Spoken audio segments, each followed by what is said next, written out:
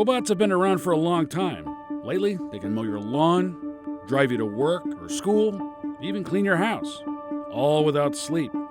But there's a new question now. Not how long a robot can work, but how far it can think. What would happen if you could just give a robot a goal and it would figure out how to do it on its own?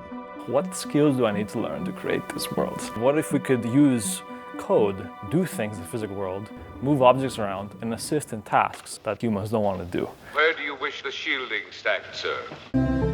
Angelos Angelopoulos is a member of a new generation of computer scientists who are helping robots map spaces, recognize objects, and adapt to a world that keeps changing. Meet Fetch. So I'm in its way.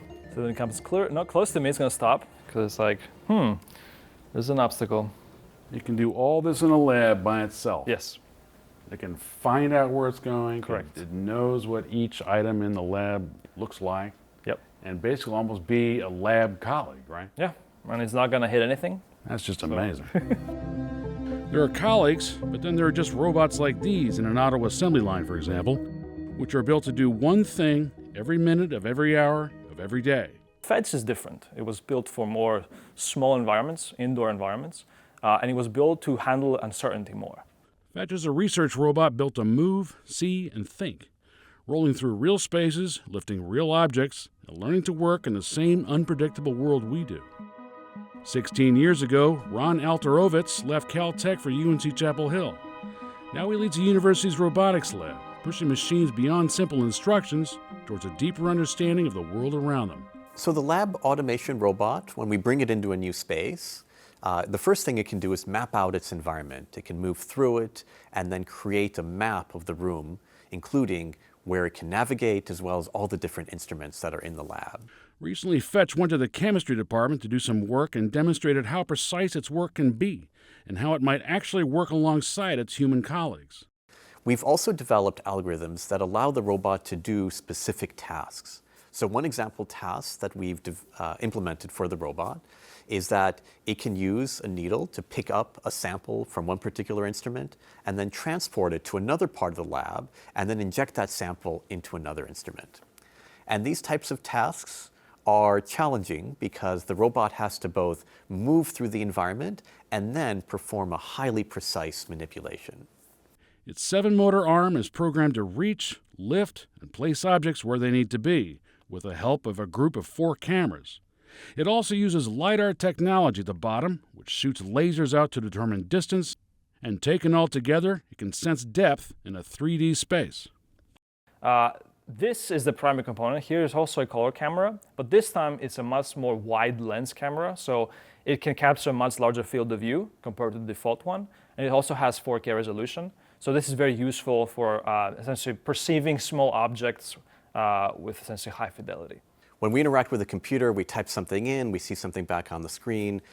With the robot can actually change the state of the physical world. So looking at this, it looks a bit almost like Fortnite, like a terrain. Can you talk about this? I mean, this is what the Fetch is seeing here? Correct, yeah. So this is the map of the room that you see here based on the laser sensors. These black pixels define where the walls in the map are, but then you can also see these little colored dots here. And these are essentially where those laser beams from the base hit, and you can see they're aligned with the walls. So these are live data, and they match our map, which is a good thing.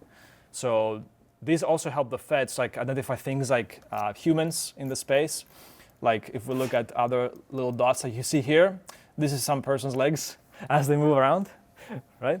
So is that Ron's? Are those Ron's feet? Yes, correct.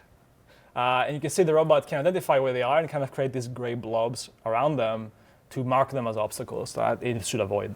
So the basic thing is the robot, in order to navigate around any space, it has to know what that space looks like. And it has to know where its destination is.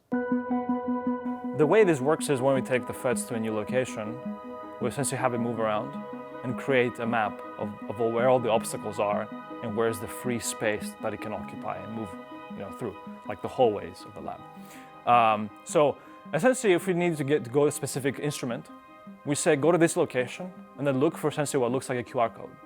And that QR code essentially allows you to locate exactly what the instrument is. These QR codes aren't like what you would see in a restaurant that point you to a menu.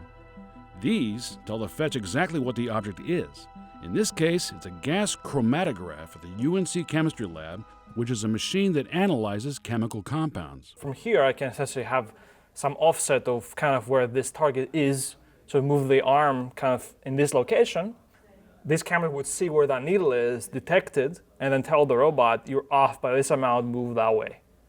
So this and this are kind of used together to get that syringe needle inside this port. These are also used for space applications. So let's say we want to send the robot to the moon and it has to assemble some shelter for a person that will come after the robot. Well, you can imagine you can put a lot of these on the objects to kind of identify where those holes for the screws should go, so the robot can locate. So even the non-human construction of a space station, for example. Correct. Right? For now, these machines can only do what we tell them. The responsibility stays with us, guiding what they learn, laying down guardrails, and making sure they serve our best interests, not the other way around. Ultimately, the robots of today are still running programs that were written by humans, and so we have some level of influence on what our robots can do. So it really changes the game from capturing really high quality data sets that have the behaviors that we want the robots to learn, and ensuring that as we scale up those models and make them more intelligent, that they remain aligned with what we train them to do. But that requires effort.